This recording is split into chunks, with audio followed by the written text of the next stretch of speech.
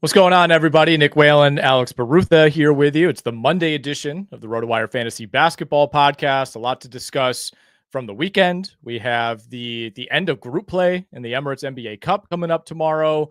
We got waiver wire to discuss. We'll, of course, take your questions live on the show throughout the next 45 minutes or so. If you are listening on Apple or Spotify, wherever you get your podcasts, we appreciate that. But go check us out over on the RotoWire Fantasy Basketball YouTube channel. Those of you who are doing that right now, live or archived, you will see that Alex and I are indeed wearing matching outfits. I want to get out ahead of the narrative right away. This was not planned. We fired up the stream, and I think both kind of looked at each other and were like, I don't want to change. I don't think you want to change either. But great minds think alike, I guess. On Monday, we wear purple, and we wear our black Nike hats. No question. I honestly don't know how to follow up. I don't have any good quips for that. It's just it was bound to happen one of these days after. Oh yeah. How many podcasts have we done together? 100? Definitely in the hundreds. I don't think, know. Despite having relatively similar fashion senses, I don't think we've ever matched to this degree. That the hat is really the thing that puts it over the top. But this is what you're missing out. If you're not watching us, if you're not subscribed to the RotoWire Fantasy Basketball YouTube channel, you can also see, of course, all of the questions pop up on the screen, a little bit easier to follow. So we encourage you to check us out over on the RotoWire Fantasy Basketball YouTube channel. George says, love the matching outfits, guys. Thank you, George. Thank you. Hopefully this will be a one-time occurrence. Alex, we'll hit some of the news from the weekend. Again, we'll talk waiver wire and we'll take all of your questions as the show rolls along. I do want to start with the Orlando Magic, who I think quietly have now won 6 in a row. They had their previous 6-game winning streak broken up about a week and a half ago. They've won 12 of their last 13 games. Of course, all without Paolo Banchero. Got a 192 win over the Brooklyn Nets last night. Jamal Mosley has to be in the running for Coach of the Year. I actually have not looked at the odds lately. Kenny Atkinson was number 1 for a while, obviously, with the Cavs getting out to that great start. They're still playing well. And I liked Ime Udoka as the betting, as my favorite bet before the season. And obviously, they got a really nice win last night over the Oklahoma City Thunder. But what the Magic are doing, being down their best player in Paolo Banchero, and just night after night, just winning. I don't know how else to put it. Like you would not look at the talent this team has outside of Franz Wagner, and Jalen Suggs is having a really great year. I think that is maybe being under discussed. Generally speaking, people play fantasy know that, but sure, they're so well coached. So Mosley's been my guy for Coach of the Year. I was making the case last year, didn't quite bring it home. I believe he finished second. He is currently 9-1 at the DraftKings Sportsbook. Ime Udoka plus 370. Kenny Atkinson still at minus money at minus 120. All three of those I think are really strong candidates. Guys who would in a quote unquote normal season be running away with this award. So we have 3 really good candidates here. Now's not the time to bet Kenny Atkinson. You probably had to get that in preseason. And, I think with every game the Cavs lose the rest of the way, it's like his case gets whittled away just a bit more. I think Cleveland needs to be the 1 seed for him to win Coach of the Year. There's plenty of talent on that team. They were a good team last year. Obviously, Kenny Atkinson has taken them to another level. I'm not saying he's not deserving. He's the favorite for a reason. But I mean, what Mosley is doing with this roster to me without Banchero is even more impressive, right? I mean, Franz Wagner's been playing well. Jalen Suggs is somewhat broken out of his shooting slump that he went into immediately after the Banchero injury. But this is not some all-star laden roster in Orlando by any means. No, they have the best defense in the league since November 1st. I will say on Orlando and Cleveland both, they've had like I don't know how you want to phrase this, top 5 easiest schedule. They've played some cupcakes throughout the season, but even still, I mean, we didn't even mention Wendell Carter Jr., who just came back after a layoff due to plantar fasciitis, and they were just leaning on Batadze, leaning on Mo Wagner. There's a lot of Anthony Black minutes, which I wasn't even expecting this many that early into the season. And Kentavious Caldwell-Pope hasn't even been playing that well until just recently. So it's coaching, and they really play, I think, as hard as any team in the NBA, especially on defense. Yeah, defensively, it feels like every single night their opponent is like just praying that they can get to 100 points. And that's certainly going to be the case, when you get back-to-back games against the Brooklyn Nets. The last 5 have come against Detroit, Charlotte, Chicago, Brooklyn.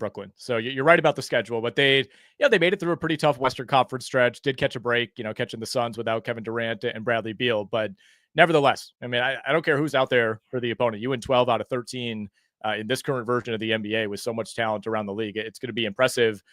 Speaking of Wendell Carter, he's been back now for 3 games. He started all 3 of those, was really quiet in his return against Chicago earlier last week, only played 18 minutes, but played 26 and 28 minutes over the last 2 games. They've been starting him alongside Batadze. That has been interesting and unexpected. There was one league where I had both Mo Wagner and Goga Batadze. I was like, I guess I'll just take both if I can't figure it out. Yeah. But we'll see how long they do this. I mean, I think, Batadze's been someone who's always been a great per minute fantasy guy. And so you just got to keep rostering him until this goes away, if it ever goes away, because, as much as we talked about how well these guys on the Magic have been playing, this is not an especially deep team with like so much talent that it's like, well, they have to play certain guys off the bench. It's like, they don't really have to play Jonathan Isaac and Jet Howard and Cole Anthony. Like these guys, their minutes can fluctuate a lot. Yeah, we have seen my guy Mo Wagner, who I've been reluctantly starting in a couple of leagues the last couple of weeks. His minutes have taken a hit for sure. He's now played 18 or fewer minutes in 3 straight games. He'd had some stretches where he'd play, 16 to 18 minutes, but really for the most part, with Carter out and with Banchero out, he had been in the low to mid 20s on a lot of nights. So still producing. I mean, gave you 2 blocks and a steal with 12 points the other night. He'll usually, add a 3-pointer or 2. He rebounds at a decent rate. In the 16-team league that we play in, it's like if he's your last starter on a 4-game week, it's not the end of the world. But I think his run of sitting in the lineup will probably be coming to an end. Let's talk a little waiver wire, Alex, in terms of guys we targeted, guys who were picked up, particularly in some of our deeper leagues.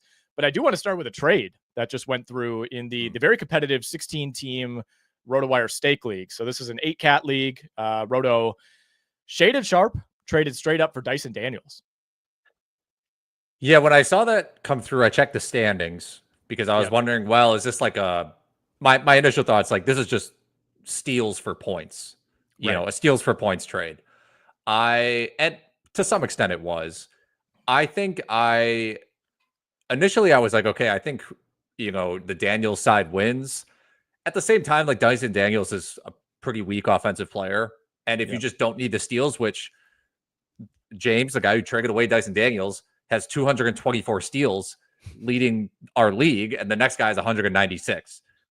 James is going to be in the top tier of steals, even if he trades away Dyson Daniels and picks up Shaedon Sharpe. So there are moves to be made there. I think I would rather have Daniels rest of season, but at the same time, what happens in March? Jerami Grant sits, also some other veterans for Portland sit, and then Sharpe is playing real minutes. And Sharpe is someone who I think has a ton of real life upside, especially as a scorer. I mean, he's been super consistent since it's coming back after missing the start of the year. Put up 22, 4, and 3 against the Dallas Mavericks in a 137-131 loss on Sunday. So he's scored in double figures now in 10 straight games. He's averaging 21, essentially 3 and 3 with a steal in that span. He also gives you a decent amount of threes. He's not even shooting the 3 very effectively since coming back, but he's taking 7 a game. He's only hitting about 2.2. So we're talking 32% from 3. That probably rises at some point, but he's just a wildly high usage player whenever he's on the floor. Like he, in his mind, deeply believes that he is one of the 15 best players in the NBA. I back him on that. It's not true, but I appreciate that mindset. And the Blazers have also had, they're missing like at least 2 key pieces every single night. So I think that has helped. Even if with Anthony Simons back, I think that was kind of the biggest concern as far as a 1-to-1, positional player when it comes to Sharpe. But, Ayton's been out, Klingen's been out, Scoot's been out. Like there's always going to be somebody for the Blazers.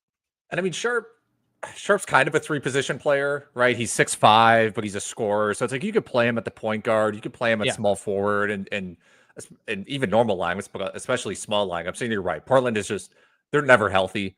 So he's someone that I think is a pretty stable floor at this point. All right, let's mix in a couple questions from the chat here. Paul is asking about Bilal Coulibaly. He said, what do you do with Bilal? Is he in a slump? Should we hold for his upside? Interesting question here. I mean, Coulibaly, first 5 games of the year, I was thinking I missed the boat. He was scoring, he was hitting threes, he was taking a ton of shots, and really it's he can go back 10, 15 games now, and he's been in a prolonged struggle. So I'm looking at start of November through now. So basically the month of November, last 12 games, 9.8 points, 5 rebounds, 3 assists, 1.3 steals, 41% from the field, 20% from three. Not shocking that the 3-point shooting has come back down to earth. Really, I would say the only categories that I feel like if I'm holding on to Bilal Coulibaly, I'm really in it for the steals, I guess, at this point. The blocks have started to dry up too. But what do you think about this one?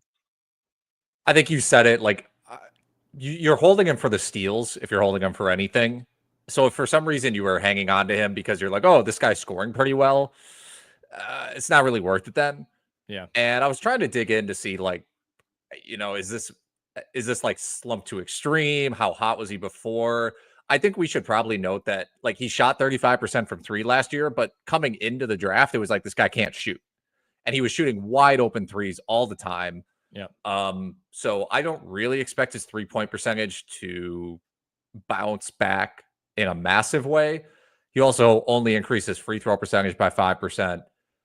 He's also shooting 20% better on all mid-range shots this season than he was last year. Huge jump. Now, last year was horrible, 24%. Yeah.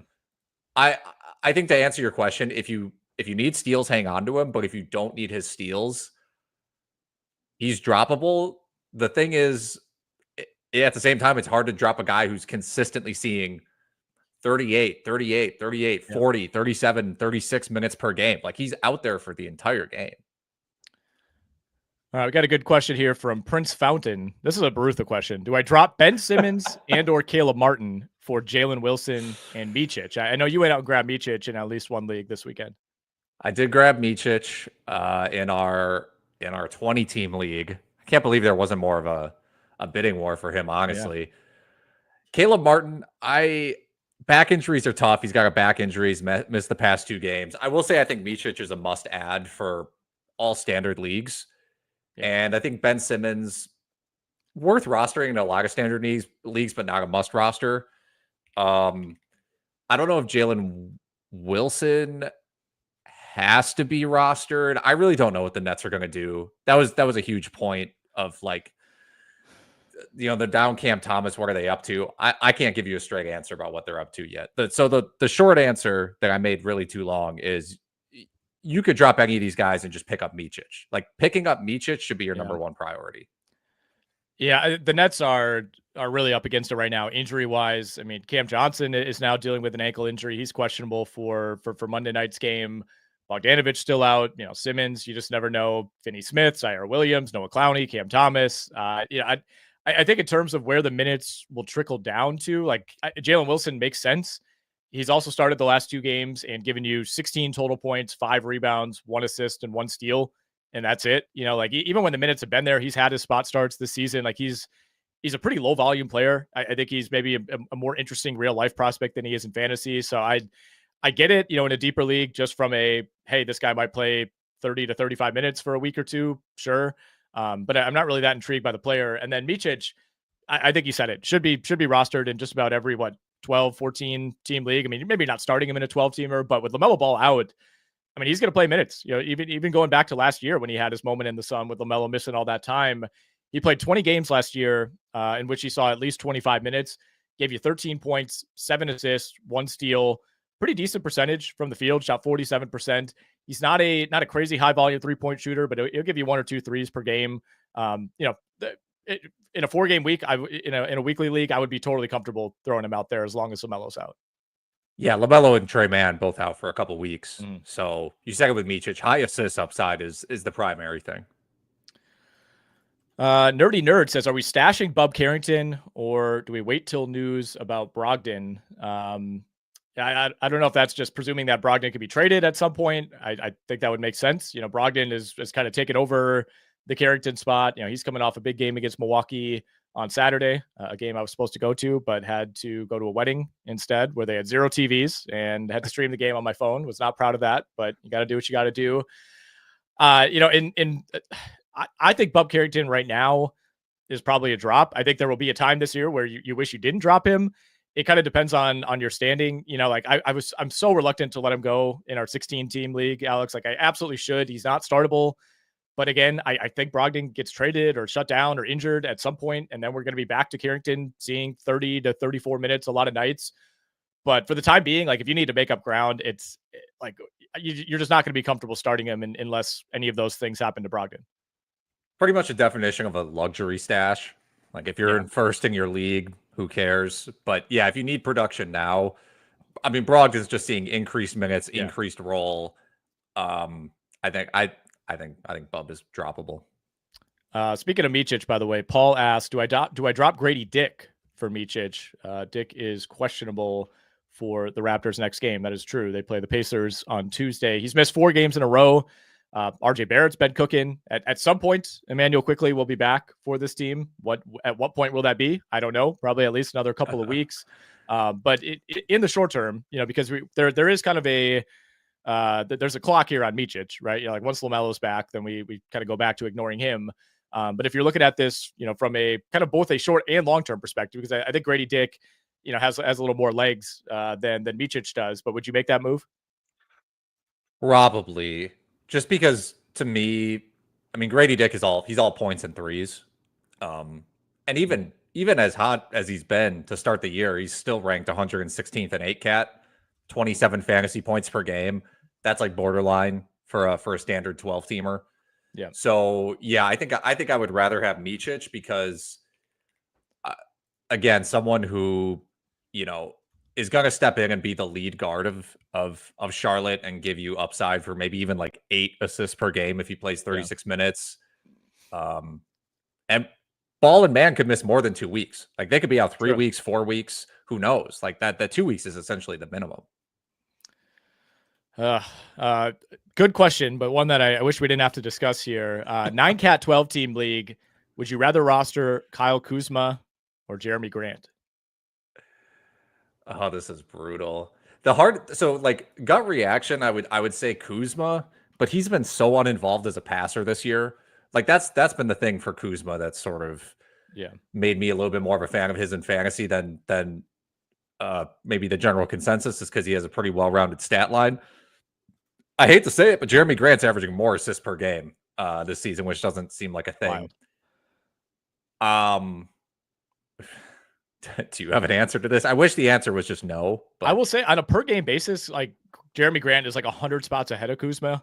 That seems crazy to me. I still think there's more upside with Kuzma. It's like if he does figure it out, you're getting a significantly better player. But you bring up a really good point on the assists. I mean, not only has he gone from about 4 assists per game last year to under 2 per game this year, but the assist rate is way down. I mean, he's lost like 6 percentage points on his assist rate, which is huge. So it's not necessarily just like getting unlucky with some of these. I mean, I think he just doesn't look like the same player to me. We started to see this in preseason too. You and I were joking about it. Like he was throwing up like an insane amount of air balls, and that's not necessarily the way to track player performance, but it was just weird.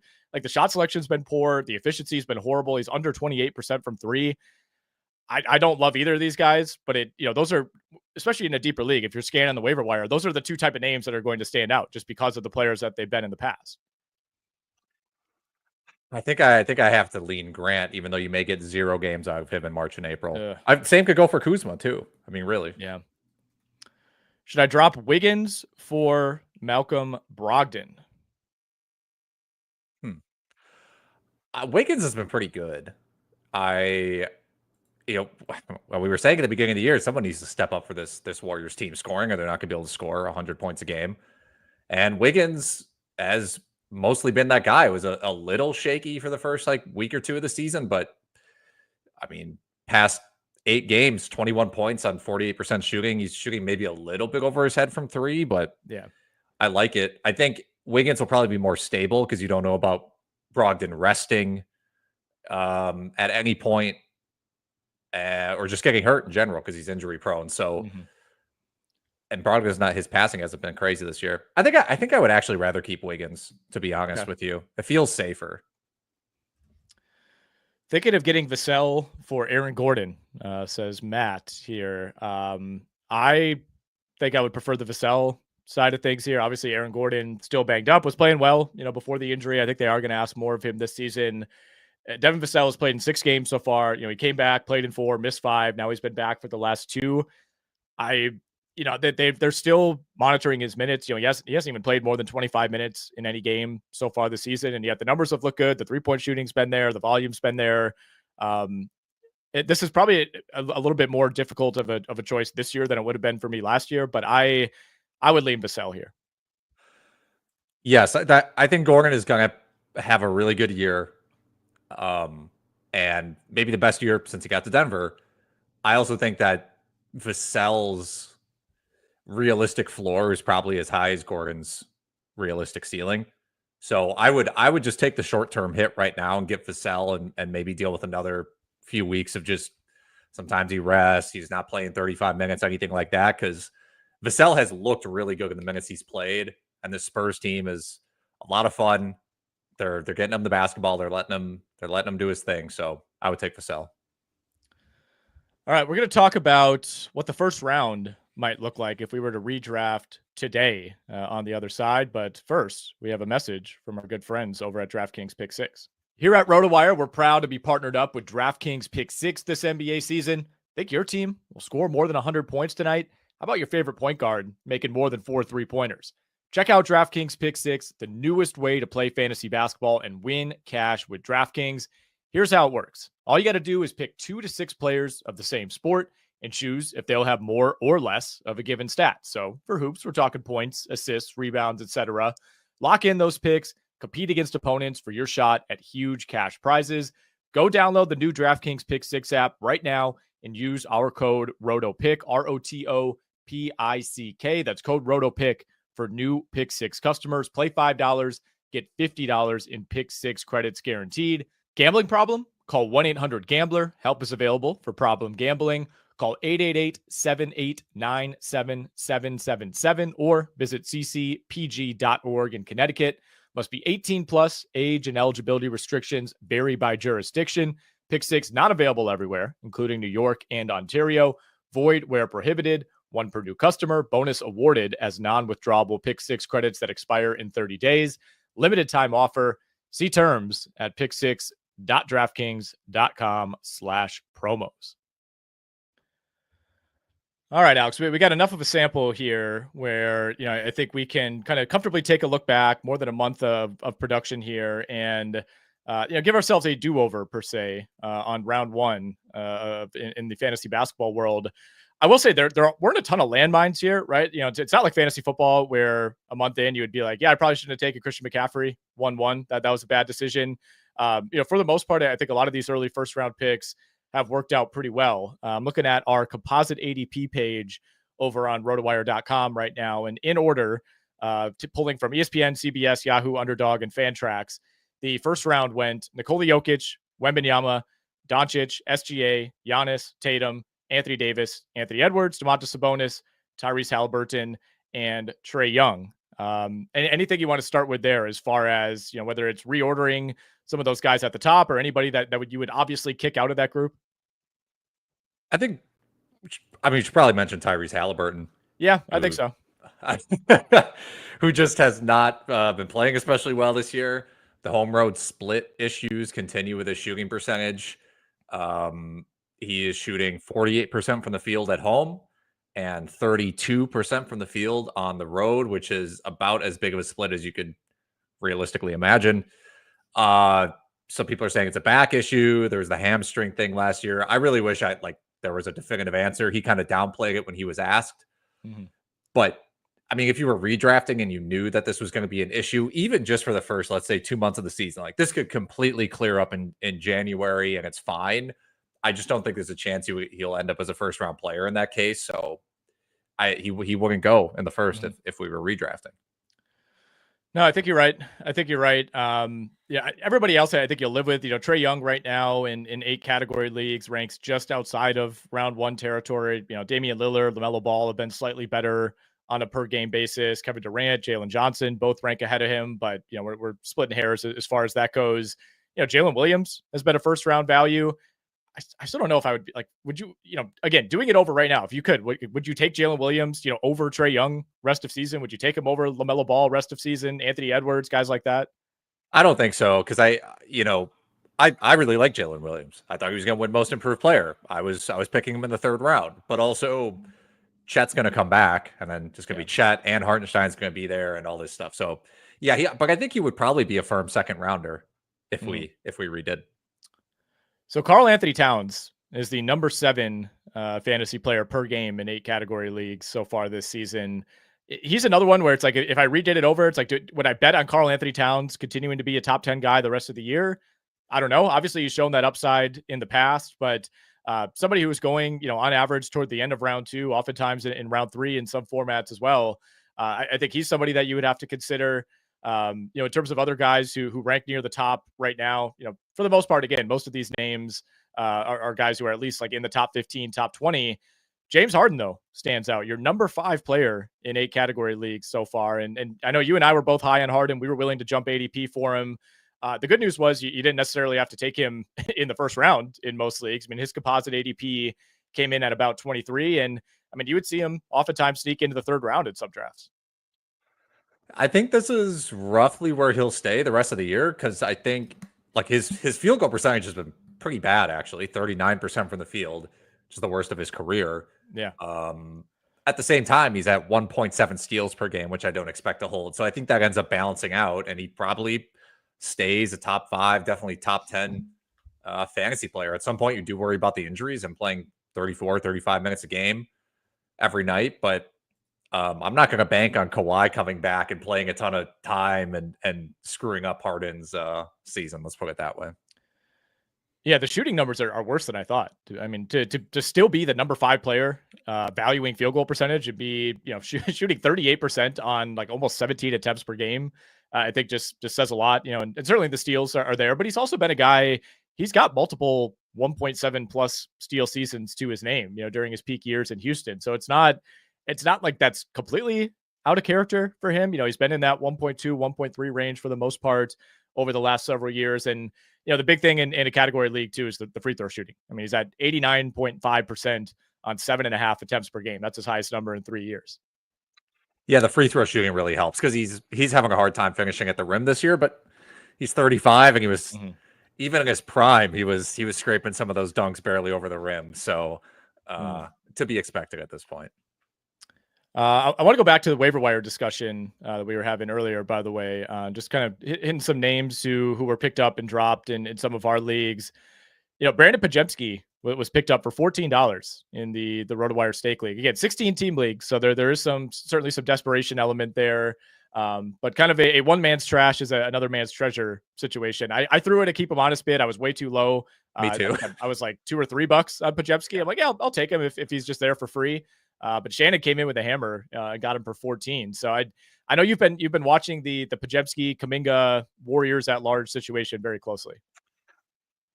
So Podziemski filled in for Curry, who missed 2 games ago, and so Podziemski started 30 minutes, 12 points, 8 rebounds, 5 assists. Nice game. His best game in a while, if not one of his best games of the year. And then I think Kerr just rewarded him and was just like, here, play another 30 minutes. Let's see if you can have a good one. And that ends up in Jonathan Kuminga playing 19 minutes. And Hield only plays 16. And so I like I said, I also threw out the keep him honest build. I don't bid. I don't trust it. But the reality is if Podziemski is going, like in the games he's played 30 minutes, he's averaging 14, 6, and 5, which is someone you have to roster. So I think you can do a speculative pickup. I would just not drop anybody that's been consistent for you. Mm-hmm. Yeah, we're almost a quarter of the way into the season and still just like not sure on what this Warriors rotation is going to look like night to night. They have bumped up Curry's minutes a little bit. He was playing 26, 27 minutes a lot of nights earlier in the year. He's at least getting over 30 over the last couple of weeks, but they pulled back on him. The Buddy Hield early season breakout, I wouldn't say it's over because he had a 5 3-pointer night against OKC last week, but it's been significantly more hit or miss, quite literally, than it was early in the year when it felt like he was giving you like 7 threes every other game. His minutes have also been tough to predict, right? And that goes hand in hand, I think, in some ways with Kuminga and Podziemski. Buddy Hield, the last 5 games, he's played 16, 23, 17, 24, 19. For all these guys, especially when you're talking about maybe your last starter in a league, like every single minute matters. Like there's a big difference between playing 17 minutes and 24 minutes for someone like Hield or Podziemski. Yeah, and I mean, on the season as a whole, no Warriors averaging 30 minutes per game. Mm-hmm. And they have, I think, 15 guys. They have like 10, 12 guys averaging at least 20. It's just a ridiculous number. So really tough to predict. everybody outside of Curry and Green, and maybe even Wiggins, because we mentioned Wiggins consistently. Anybody outside of those three guys is just, who knows? Good question here from Ian. He says, in a 9-category league, Poole or Bane? I will say Jordan Poole has been significantly better than Desmond Bane so far this year. Poole's been a top 30 guy per game in 8-cat leagues. And I mean, Bane has been in the midst of a brutal stretch here for a couple of weeks now. I mean, last 8 games, 10.4 points, 34% from the field, 23% from beyond the arc. I mean, if you started him last week, I apologize. Not that we had anything to do with this, but my God. I mean, he scored 8, 2, and 7 points in consecutive games. I think I would rather have Bane, but I understand why you might want Poole. I mean, honestly, more than anything for Poole, the steals have been really just carrying his value. And I mean, he's shooting 42% from 3 on 8 attempts. Maybe that doesn't stick. But he went from 1.1 steals last year to 1.9 steals this year. I think it's mostly legit. I have to really dig into the deflection numbers again, but it may end up pretty close, even if Baines does start shooting better, which he will. I will say Poole has a big advantage at the free throw line too. I mean, he's always been a super elite free throw shooter, but he's taking 4.5 per game. He's hitting them at 88%. And Bane has slid backward in that department this year. I mean, he was the guy that was, 87, 88, 90% the last few years. And not only is the volume way down, 2.2 free throw attempts per game compared to almost 4 last year, but he's down to 77% at the line. So I think those are the 2 categories that I would point to as far as why Poole has that big of an advantage.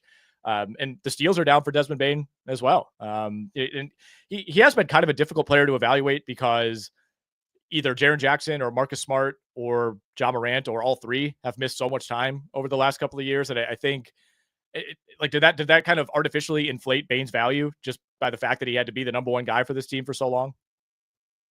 Maybe. I think it did. Well, we should say, I mean, the reason he was out is because he had an oblique injury this season. Right.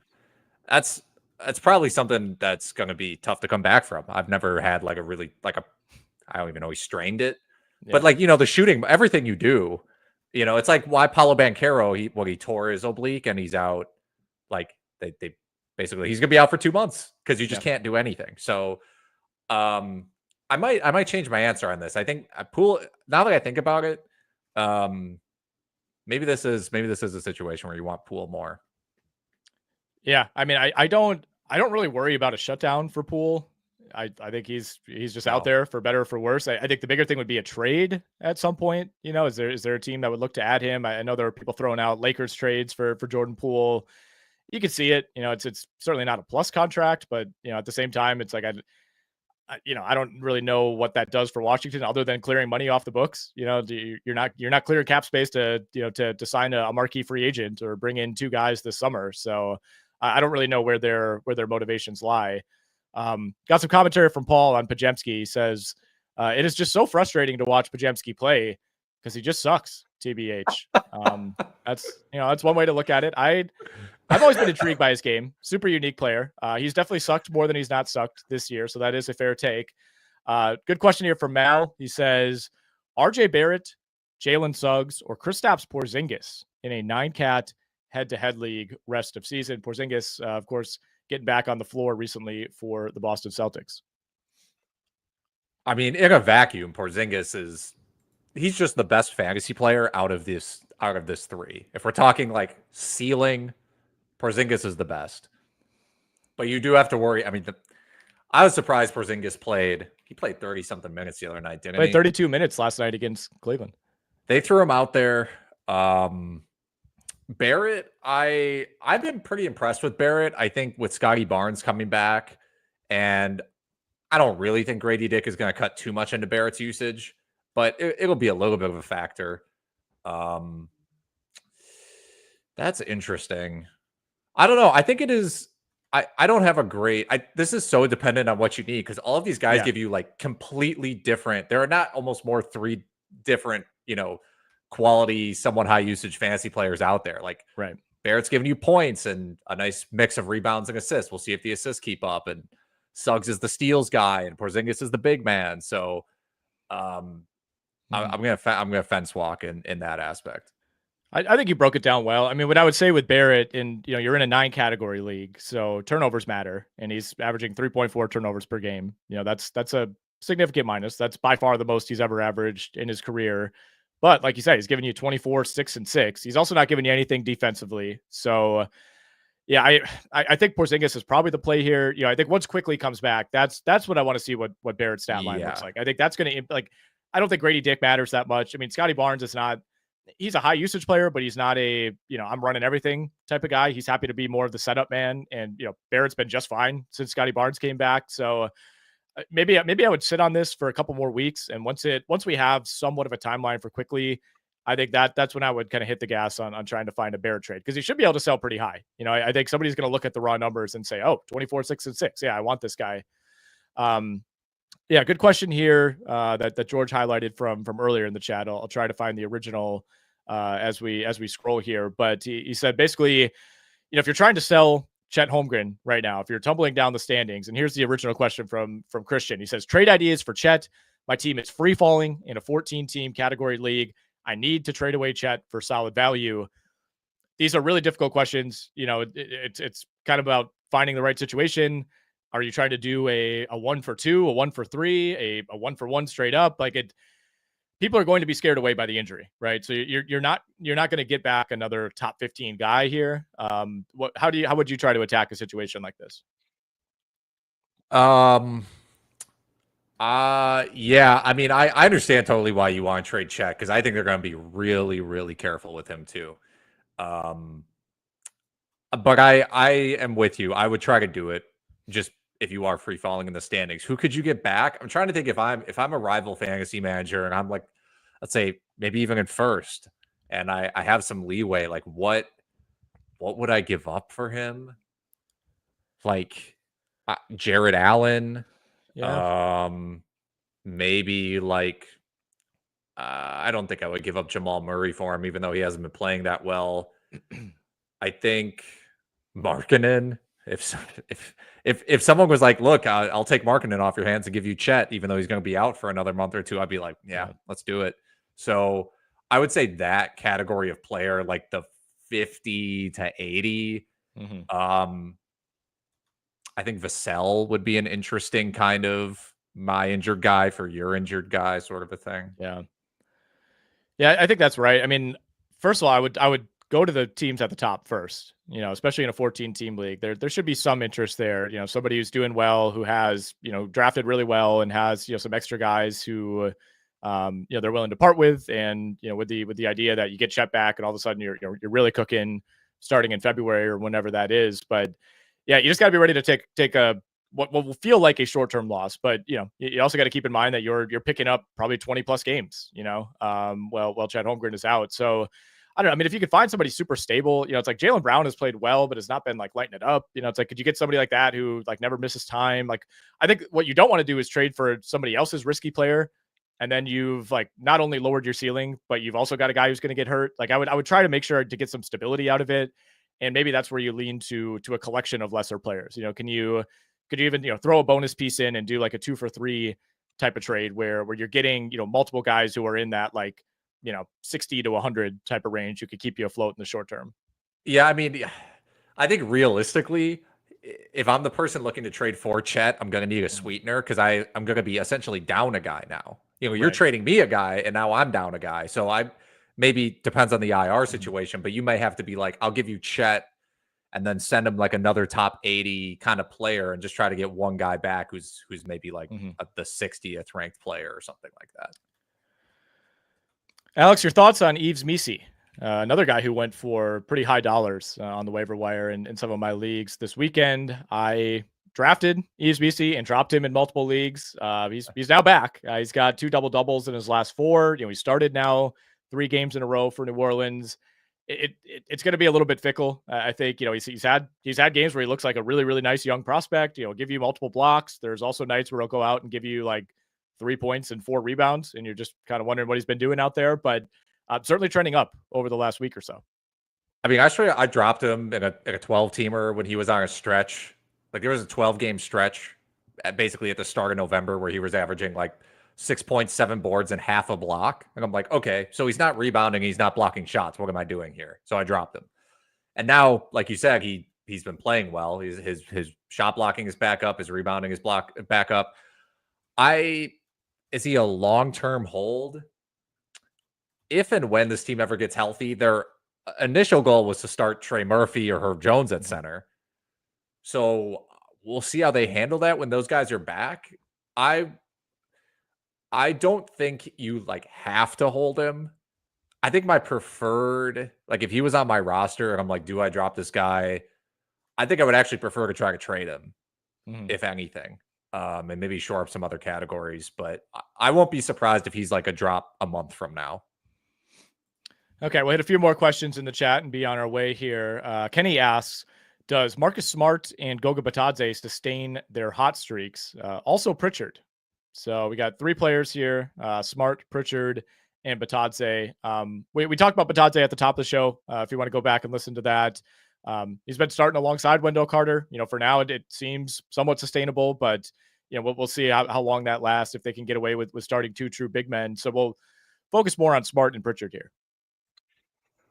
I mean, Smart cannot sustain the shooting he has over the past 3 games. I'll just put that out there now.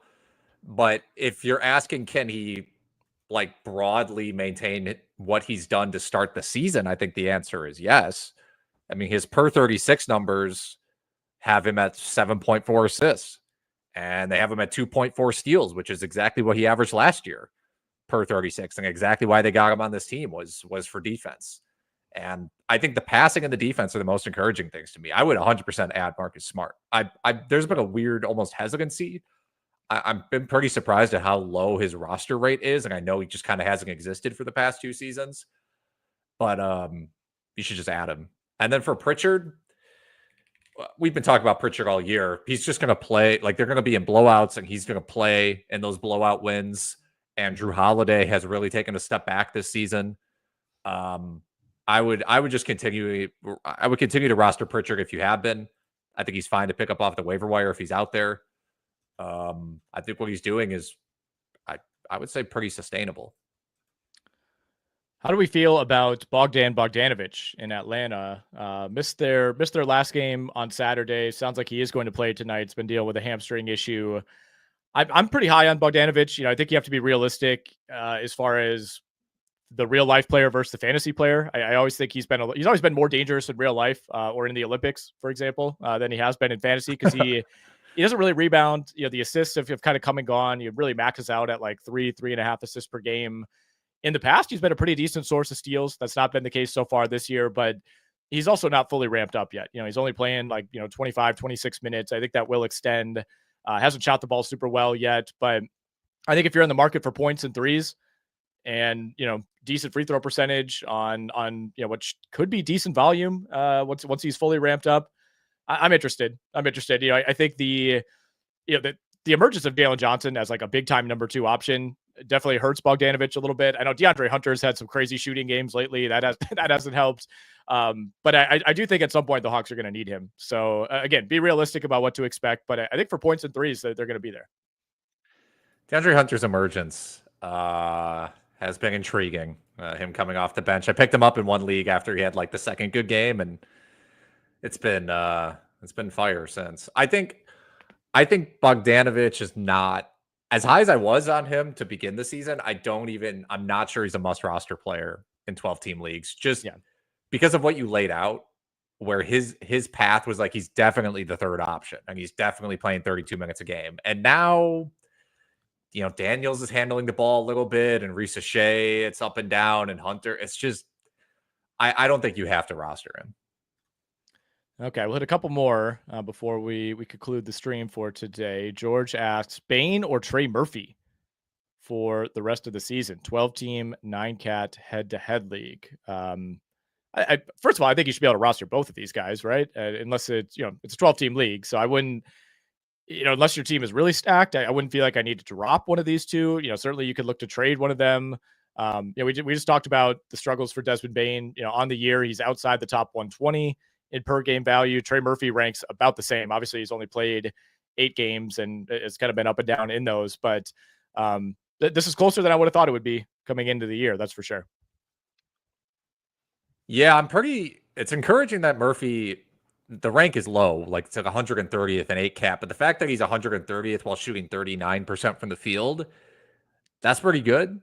And this Pelicans team is a disaster. They are at the bottom of the standings, fewest wins in the NBA, actually. Actually, most losses in the NBA, I should say. What are the odds that this team is gonna? First of all, maybe Brandon Ingram's not even on the team. Are they going to be giving a ton of minutes to Zion at the end of the year? Like, I think there's a chance that in March and April, that it's like Trey Murphy is out there doing his thing. So that intrigues me a little bit more as just a pure upside play than even if Bane gets back to being just like a stable what he has been in the past. Yeah, I think that's a fair way to look at it. Let's see. Ant says, "Hey guys, love the stream. Appreciate it, Ant. When Paolo comes back, who do I drop? Claxton or Santi Aldama?" I don't know how you feel about this, but to me, that question will probably be answered by the time Paolo is back, and it will be most likely Santi Aldama. But Claxton this year, dog, he is pretty bad, and he got a flagrant 2 the other night because he basically threw a hit towards Franz Wagner. Yeah. And then like in the first game of the season, he got pretty physical in that game. So it's just like, I think he seems to be frustrated. He just can't stay healthy. The minutes are not there. I think you have to wait and see on this. It could be either one of those guys. I know it. I want to say obviously it's Aldama, but I mean Claxton, like you said, first of all, like he's had a bunch of these like weird like temper overflowing type of plays so far this year, and even when he's played, when he's strung together like 5 games in a row where he's actually on the court because he's missed a bunch of time too. It just hasn't been good. It really hasn't been good. The blocks are way down. The rebounding is down. The minutes, he's losing about 5 minutes per game compared to last year. He's still shooting like 65% from the field. I guess that's fine, but terrible free throw shooter. He's been hovering around 55% the last few years. He's now at 44% this season. I don't like the direction he's trending, but I think you're right. I mean, it's impossible to say now. We'll see when Paolo's back in the mix, but for your sake, I hope that you could just hang on to Nick Claxton and things have smoothed out by now. All right, we'll end on this one from Ash Material. He says, "Is Peyton Watson a hold for now?" Obviously, this kind of goes hand in hand with Aaron Gordon getting back on the court last night against the Clippers. Played 24 minutes, 10 points, 4 assists for him, just 4 of 7 from the field. First game in a month, so a bit of a ramp up period there. But how much does the return of Aaron Gordon impact Peyton Watson? I gotta be honest. I was hoping for a little bit more out of Watson when Gordon was out, especially defensively. And I think if you need defensive stats, you can hold him, but I would not hold him for any other reason. I think he's a drop unless you are just desperate for the steals and blocks combo. Yeah, I'm with you, man. I mean, so we'll look at the 11 games that he played without Aaron Gordon. 12.5 points, 4 rebounds, 1.5 assists, 2 combined steals and blocks, 1.3 blocks, 0.7 steals. I'm with you. I thought this could be like a 2.5, 3 combined steals and blocks per game situation. And he still played 29 minutes. He still started last night with Gordon back. I don't know if I trust that to continue. I mean, we're working with a very small sample in which both he and Gordon were healthy, but those first 6 games of the year, he only reached 20 minutes twice and never played more than exactly 20 minutes in any of those 6 games. So if there's somebody out there that you have your eye on, I think you can drop Peyton Watson and you'll be okay with it. Better in real life than in fantasy right now. Yeah. All right, good stuff as always, Alex. Appreciate all the great questions in the chat, guys. You can find us here every Monday afternoon, recapping the weekend, talking waiver wire, taking your questions. I'll be back at 10:30 a.m. Eastern tomorrow morning, Tuesday the 3rd, with my guy Brandon Kravitz. We'll have Kieran Sprecher and Mike Barner on Wednesday, and you can catch the return of the waiver wire pod on Fridays with Alex, Ken Kreitz, and Shannon McCune. We want to thank all of our sponsors. We want to thank all you guys for listening along. If you are listening to this in podcast form, again, go check us out over on the YouTube page, RotoWire Fantasy Basketball. You can subscribe to the RotoWire YouTube channel as well. You can find football content. You can find occasional basketball content over there as well. But RotoWire Fantasy Basketball is where you can find all of our videos, all of our podcasts, live and archived.